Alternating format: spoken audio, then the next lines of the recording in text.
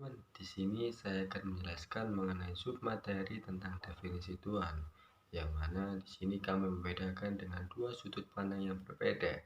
Yang pertama ada definisi Tuhan secara umum atau secara luas, dan yang kedua ada definisi Tuhan menurut pendapat kelompok kami sendiri. Untuk yang pertama yaitu mengenai definisi Tuhan secara umum. Maksud secara umum di sini ialah semua orang beragama di dunia ini atau di bumi ini dominan setuju dengan argumen atau pernyataan ini. Jadi maksud dari definisi Tuhan secara umum itu adalah zat yang abadi dan supernatural. Abadi yang dimaksud di sini itu apa?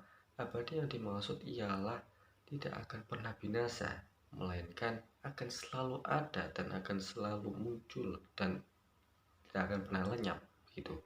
Lalu untuk supernatural di sini maksudnya adalah kita hanya bisa meyakini dan merasakan sepenuh hati bahwa itu memang ada, tetapi kita juga tidak bisa melihatnya. Otomatis ini tak kasat mata begitu.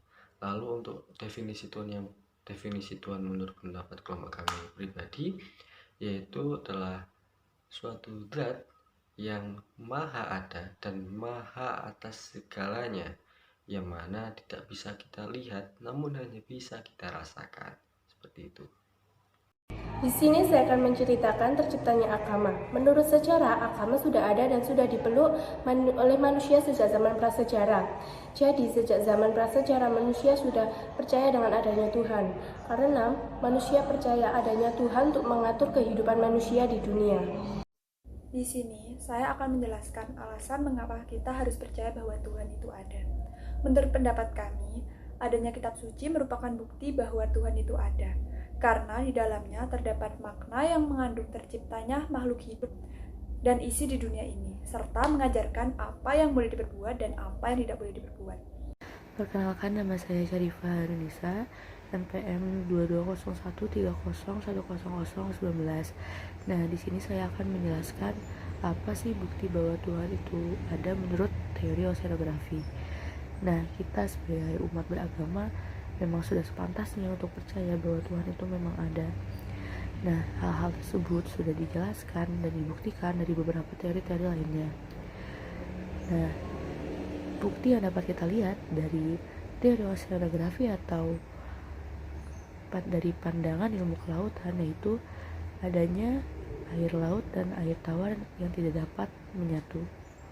Fenomena ini terjadi di Selat Gibraltar yang merupakan perbatasan antara negara Maroko dan negara Spanyol. Kita bisa lihat dengan jelas perbedaan warna dari kedua air tersebut. Seakan-akan ada tembok yang membuat kedua air tersebut tidak dapat bersatu. Bahkan di dalam kedua air tersebut memiliki fauna atau hewan-hewan yang berbeda di dalamnya. Nah, bukti ini juga diperkuat dengan adanya atau disebutkannya dalam surah Ar-Rahman ayat 19-20 yang berbunyi atau memiliki arti, dia membiarkan dua laut mengalir yang kemudian keduanya bertemu. Di antara keduanya ada batas yang tidak dapat dilampaui masing-masing. Nah, dari surah tersebut sudah jelas dikatakan bahwa Tuhan yang menghendaki fenomena ini terjadi, bahwa memang hal tersebut tidak akan terjadi tanpa kehendak Tuhan. Di sekian, dan itulah bukti bahwa Tuhan itu memang ada dan kita memang harus percaya bahwa Tuhan itu ada. Terima kasih. Baik, sebelumnya perkenalkan, nama saya Adelia Putri Nur Silviana, NPM 022. Jadi seperti yang kita dengar tadi yang dijelaskan oleh teman saya sebelumnya, bahwa kita memang benar-benar mempercayai bahwa Tuhan itu benar-benar ada. Hal ini bisa dibuktikan dari beberapa teori yang ada. Salah satunya adalah teori oseanografi. Contohnya dengan adanya fenomena sungai yang berada di dasar laut, yang pertama kali diketahui keberadaan sungai tersebut oleh seorang ahli kelautan yang bernama Jacques Cousteau. Baik, jadi fenomena ganjil itu membuat heran Jacques Cousteau, dan mendorongnya untuk mencari penyebab terpisahnya air tawar dan air asin di tengah-tengah kedalaman lautan, hingga dalam waktu yang cukup lama terus berlalu.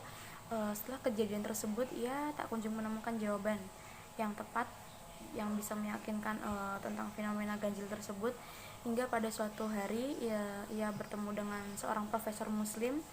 Kemudian ia pun menceritakan fenomena ganjil tersebut kepada sang profesor.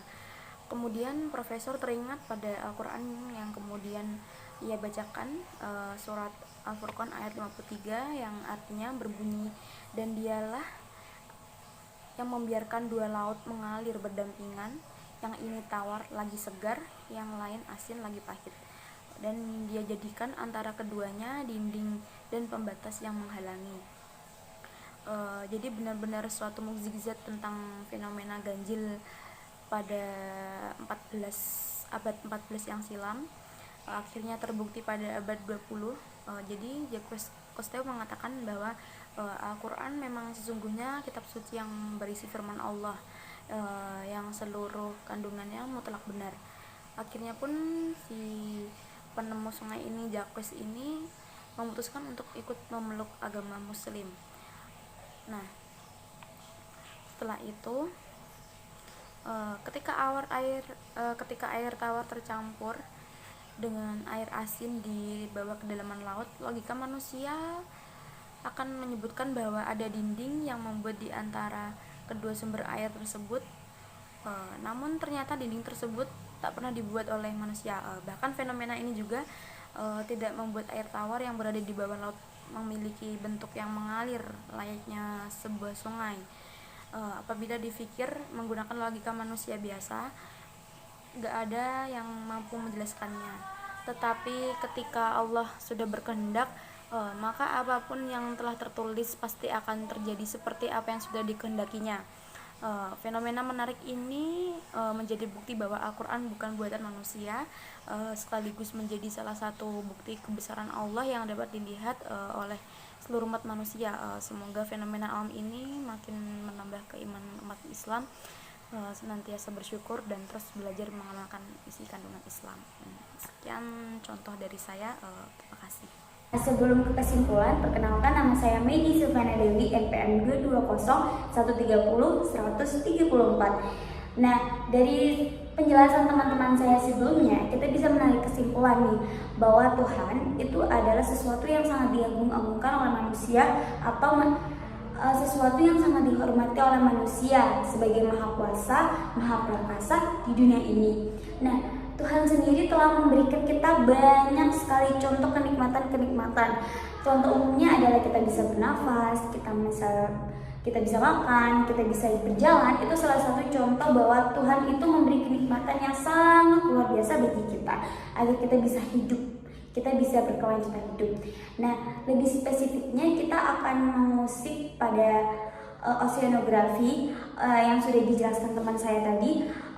Kita bisa memberikan contoh bahwa Tuhan telah menunjukkan kuasanya dengan tidak bisa bersatunya air tawar dan air laut di Selat Al-Gibraltar, atau adanya sungai di dasar laut, yang sudah dijelaskan pada agama Islam pada surah Al-Rahman ayat 19-20 dan juga Al-Furqan ayat 53. Di situ sudah dijelaskan bahwa kuasa Tuhan itu memang sangat luar biasa. Tidak hanya di oceanografi, kita bisa mengambil contoh di teori-teori lain, dan juga banyak sekali contoh-contoh bahwa emang menunjukkan Tuhan itu ada. Jadi kesimpulannya, dari sebanyak apapun teori yang ada, itu memang Tuhan itu ada. Tidak mungkin suatu kejadian itu terjadi tanpa sebab, tanpa ada campur tangannya Tuhan, karena itu mustahil. Sekian dari saya. Wassalamualaikum warahmatullahi wabarakatuh.